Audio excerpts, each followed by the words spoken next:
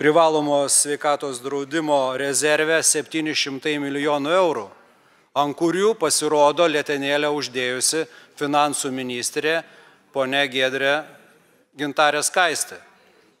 Klausimas, kodėl mokant mokesčius prieinamumo gyventojams nėra? Galbūt ponia premjerė galėtų į tą klausimą atsakyti.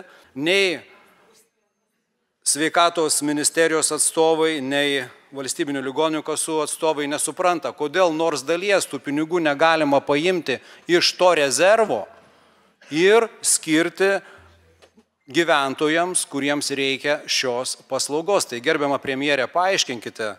Tai viskas labai gerai. Tai jūs neteisus teigdamas, kad rezervo lėšos nebuvo naudojamos, aš paprašysiu, kad sveikatos ministerija jums asmeniškai pateiktų, kiek buvo lėšų iš rezervo panaudota 2023 metais ir tada tikiuosi, kad jūs per kitą vyriausybės valandą pasakysite, kad jūs suklydote. Tame tarpe ir vaistams.